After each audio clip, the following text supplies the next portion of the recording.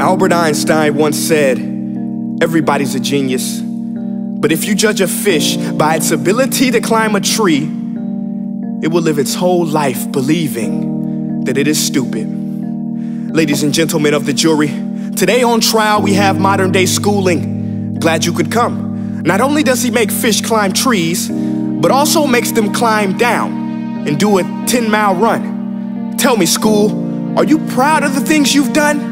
Turning millions of people into robots, do you find that fun? Do you realize how many kids relate to that fish swimming upstream in class, never finding their gifts, thinking they are stupid, believing they are useless? Well, the time has come, no more excuses. I call school to the stand and accuse him of killing creativity, individuality, and being intellectually abusive. He's an ancient institution that has outlived his usage. So, Your Honor, this concludes my opening statement, and if I may present the evidence of my case, I will prove it. Proceed. Exhibit A. Here's a modern day phone. Recognize it? Here's a phone from 150 years ago. Big difference, right?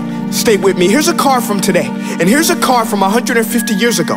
Big difference, right? Well, get this. Here's a classroom of today, and here's a class we used 150 years ago. Now, ain't that a shame? In literally more than a century, nothing has changed. Yet you claim to prepare students for the future? But with evidence like that, I must ask, do you prepare students for the future or the past? I did a background check on you and let the record show that you were made to train people to work in factories, which explains why you put students in straight rows, nice and neat, tell them sit still, raise your hand if you want to speak, give them a short break to eat, and for 8 hours a day, tell them what to think.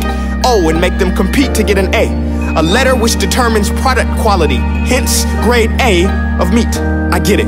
Back then, times were different. We all have a past. I myself am no Gandhi. But today, we don't need to make robot zombies. The world has progressed, and now we need people who think creatively, innovatively, critically, independently, with the ability to connect. See, every scientist will tell you that no two brains are the same, and every parent with 2 or more children will confirm that claim.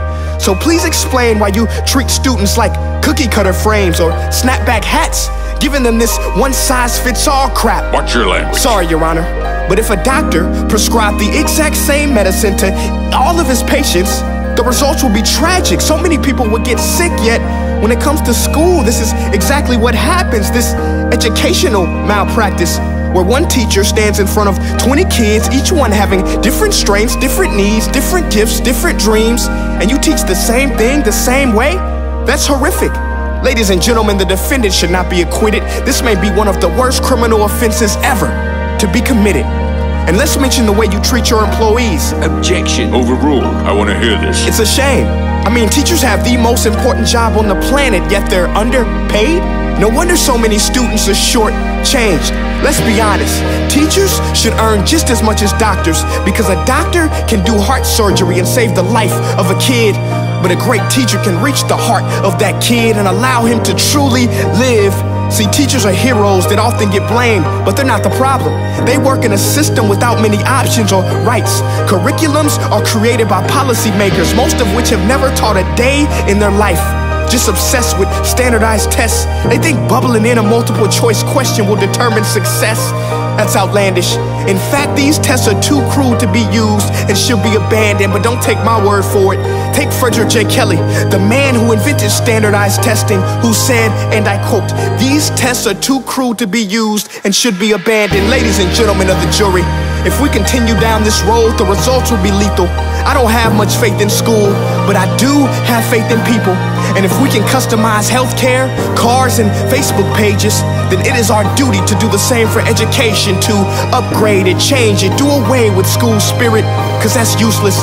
Unless we're working to bring the spirit out of each and every student, that should be our task.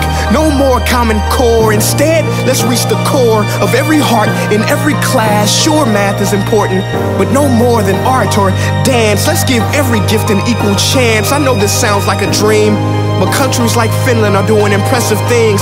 They have shorter school days, teachers make a decent wage, homework is non-existent, and they focus on collaboration instead of competition. But here's the kicker, boys and girls. Their educational system outperforms every other country in the world. Other places like Singapore are succeeding rapidly. Schools like Montessori, programs like Khan Academy. There is no single solution, but let's get moving. Because while students may be 20% of our population, they are 100% of our future. So let's attend to their dreams, and there's no telling what we can achieve. This is a world in which I believe, a world where fish are no longer forced to climb trees. I'll rest my case.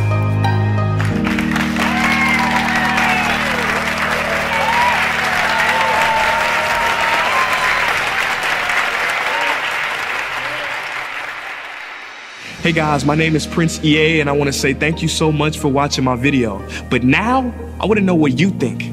How can we together create a more efficient, effective, and just better future of learning?